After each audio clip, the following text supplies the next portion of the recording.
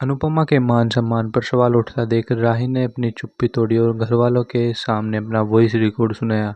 दोस्तों, अनुपमा के upcoming track में दिखाया जाएगा कि प्रेम और राही के समझाने के बावजूद प्रार्थना मानने को तैयार नहीं होती। आगे के एपिसोड में दिखाया जाएगा कि प्रार्थना कहती है कि अनुपमा जी को शायद कोई अंश को गलत फहमी हुई है। वह दावा करती है कि गौतम जी ने उनके साथ कुछ भी गलत नहीं किया है।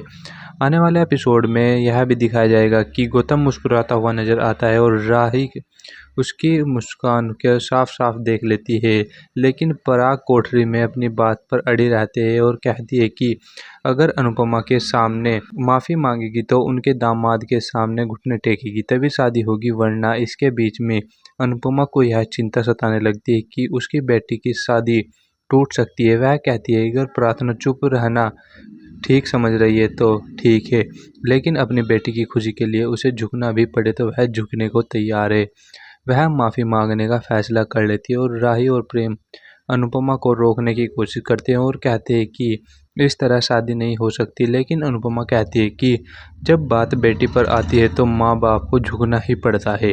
आने वाले ट्रैक में कहानी जबरदस्त मोड़ लाएगी, जहां पर अनुपमा अपना शिकल झुका ही देगी और राही उसे रोकते हुए कहेगी कि हे मम्मी रुक जाइए, मुझे सिर्फ 5 मिनट का समय दीजिए। अगर मैं कुछ साबित नहीं कर पाई तो आप माफ़ी मांग सकती है, लेकिन अपनी माँ को इस तरह झुकते हुए नहीं देख सकती, खासकर गौतम जैसे घटिया इंसान के सामने तो बिल्कुल भी नहीं।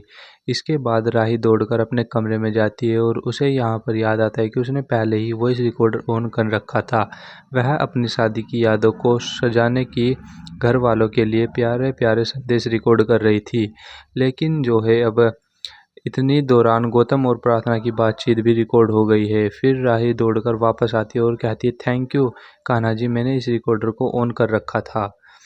और उसके बाद आप देखते हैं कि इसमें प्रार्थना और गौतम की सारी बातें रिकॉर्ड हो चुकी है। इसके बाद राही तुरंत रिकॉर्डर की वॉइस रिकॉर्डिंग चलाती है, जहां पर खुद के मैसेज सुनाई देते हैं और फिर गौतम और प्रार्थना की वो बातें रिकॉर्ड होती हुई आगे के एपिसोड में दिखाया जाएगा। गौतम पर बुरी तरह से चिल्ला रहा है और वह धमकाते हुए कहेगा अगर तुमने मुंह खोलने की कोशिश की तो मैं पराग कोठरी के पूरे बिजनेस को तबाह कर दूंगा और उसे सड़क पर लाकर खड़ा कर दूंगा। ऐसे ही नए अपडेट के लिए हमारे चैनल को सब्सक्राइब करें और वीडियो को लाइक करना ना भूलें। मिलते हैं अगले एपिसोड में, जब तक के लिए धन्यवाद। आपको हमारी कहानी कैसी लगी कमेंट में ज़रूर बताएं।